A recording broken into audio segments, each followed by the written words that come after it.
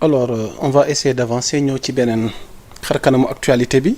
ñu gis ne moom it depuis sa sortie médiatique ak bi mu publier livre am bi polémique sur polémique ku ci nekk dox sa gis-gis sa xalaat ñu bëgg la ci interpeller. Macky Sall a publié un nouveau livre mu intitulé ko l'Afrique au cœur, aborder enjeu continent bi, devenir am ëllëgam, mu indi ci ay xalaat ci jaar-jaaram waaye surtout tamit ci ni mu yore woon réew mi fukki at ak ñaari.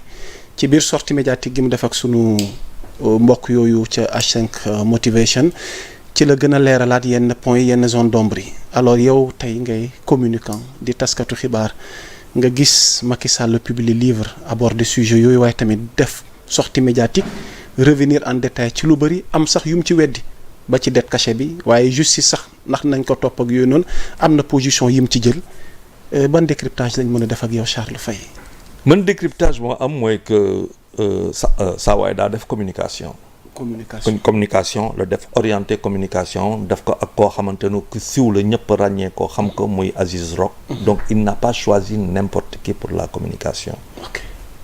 il a choisi un influenceur ku ñuy wax Aziz Rock boobu tam Macky Sall may ko chance bu rëy parce que Aziz Rock avant podcast bi ak léegi ce n'est plus le même Aziz. maanaam tey ñu bëri mën na ñëw fëgg buntam ay ancien chef d'État ay kilifa donc Aziz Macky Sall daf ko ubbil boulevard loolu ngay ut loolu laay ut bu la neexoon tey fii Ousmane Sonko ñëw toog fii premier ministre le président de la République nga dem man bu doon man tam su ma sañ-sañ ma am loolu du dëgg moom la ko Macky may parce que visibilité lay ut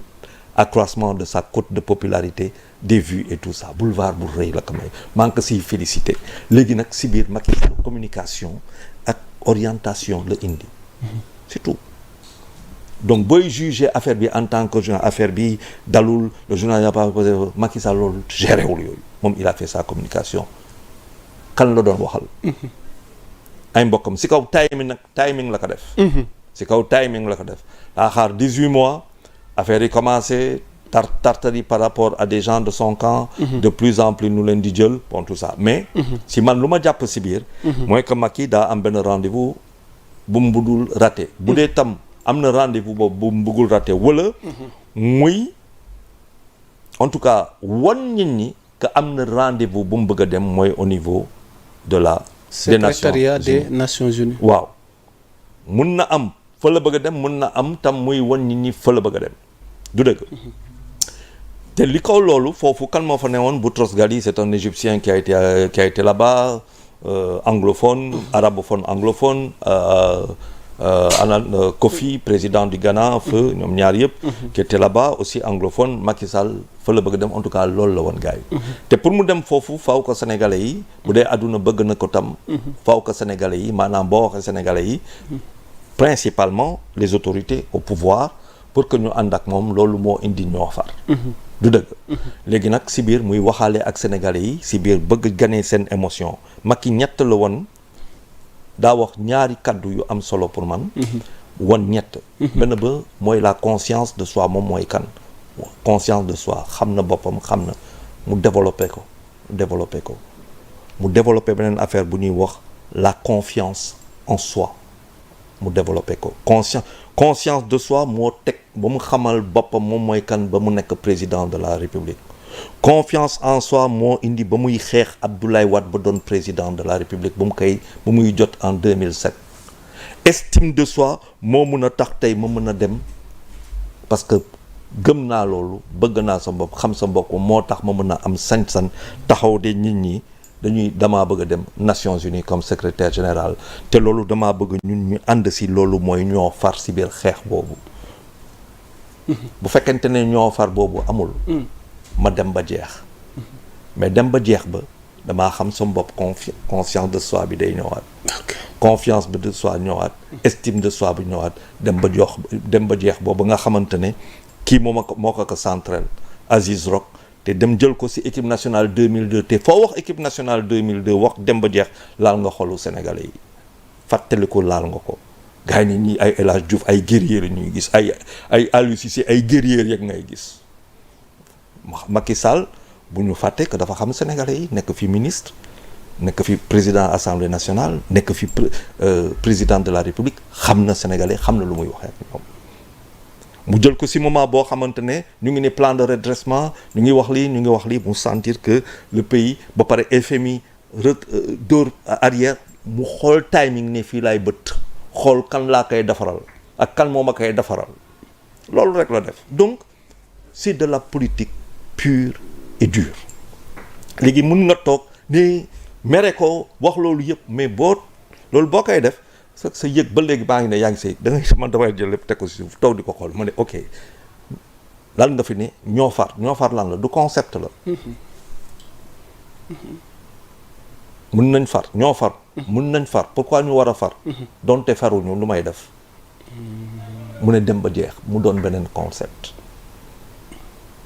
loolu yëpp mu def ko moment boo xamante ne nag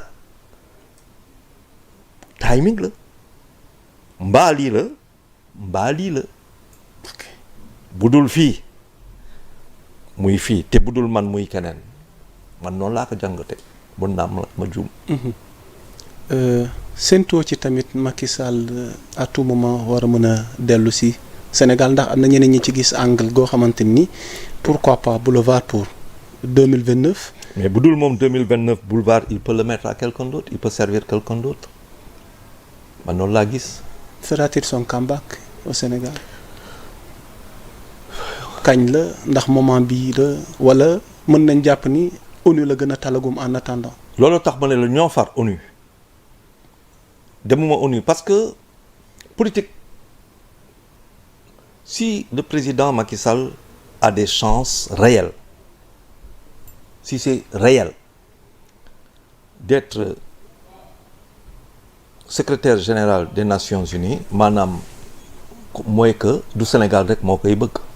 adduna moo koy bëgg bu dee chance réelle yooyu am na Sénégal taxaw au nom d'un symbole au nom d'un combat ne ñun ànduñu ci il sait que la pression va être énorme sur le Sénégal ma nekk président France woo sa naataango président Sénégal ne ko mais écoute teg la ci kaw la table pourquoi Macky doit être secrétaire général nga pare Xi Jinping wala bon écoute nga pare Arabie wala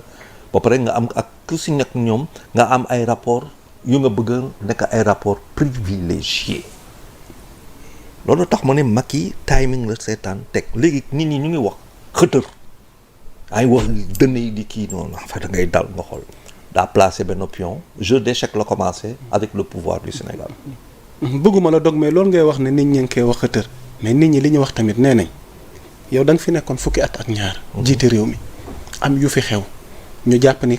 kii gën a doon responsable dans tout ça mooy yow mi ñu dénkoon réew mi da ñoo war a rendre compte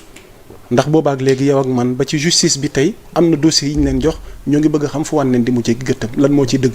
est-ce que nee nañ jëmm jooju war na tal tey di yootu Nations Unies wala di yootu conférence en conférence di defar image am di defar ay tukkeem ay conférence am te am lu ko fi xaar loo xam ne ñu ngi xaar mu wax ñu ci lan la ci doon. loolu ay baat yu nga yëg la yeneen baat yu nga yëgul nag ay baat yu nga yëg la am na ñoo xamante ne xalaat beneen xalaat lañ ci am attention parce que de la même manière que am na luy wax ni am na ñeneen luy wax ni mais dafa am poñ boo xamante ne laal nga ko. pourquoi pas revenir au Sénégal seetal deram mais kooku pour mu ñëw Sénégal seetal deram mais du moom mooy ñëw du noonu ah il faut que mu am lu ko tàmbalee Sénégal mooy justice ga te loolu day laaj lan lu muy laaj lan lay laaj que l'Assemblée nationale se lève la mise en accusation la haute cour de justice. Exactement. Pour toi et puis après nga dem ci procès ba loolu lay laaj processus la c'est un processus mais non c'est du temps c'est pas Macky non c'est même pas une question de temps seulement ça c'est pas Macky Sall qui le définit. ok On est d'accord, c'est le pouvoir en place qui le définit. loolu tax ma ne on est en pleine politique. et Diomaye dans tout ça.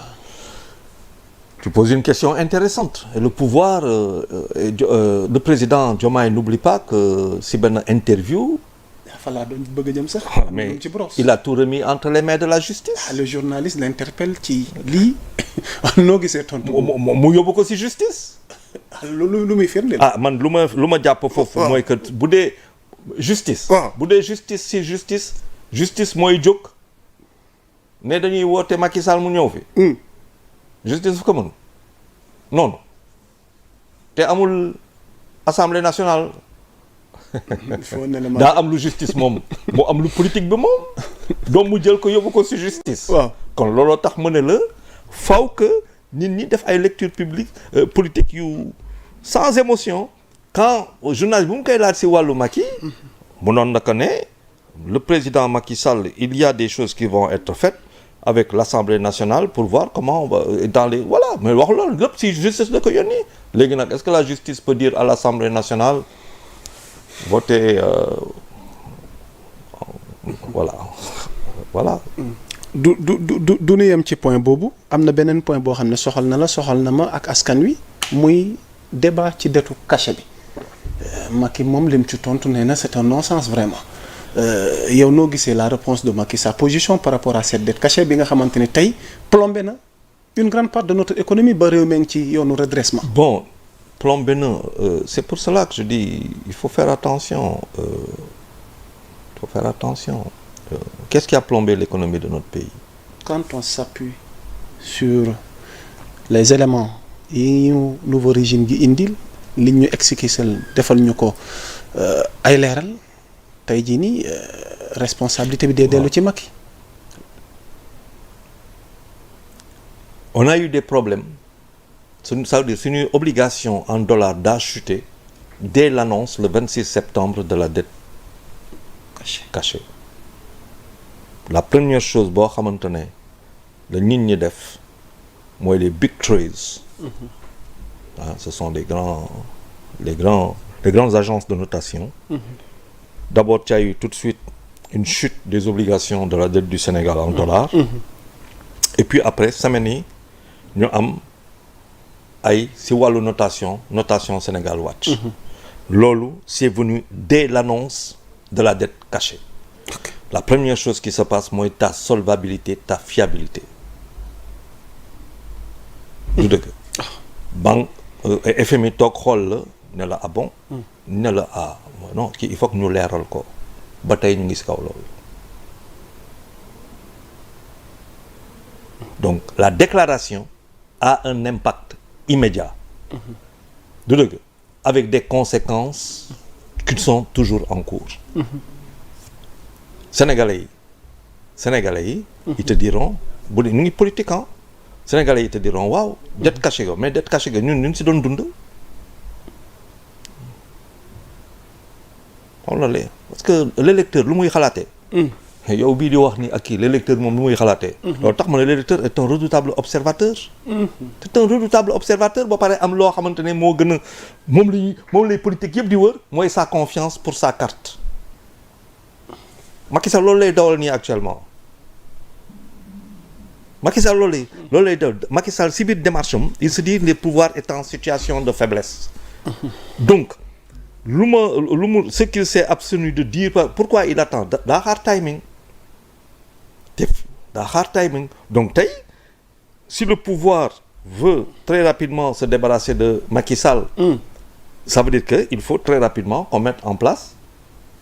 le processus judiciaire qui consisterait mise en accusation, haute cour de justice, trahison. Écoute, voilà. Donc fu mu ne nii Macky est en train de mu ngi xeex pour survivre, quitte à mettre une pression waa mbaa ma dem fii mbaa ma ñëw fii. Léegi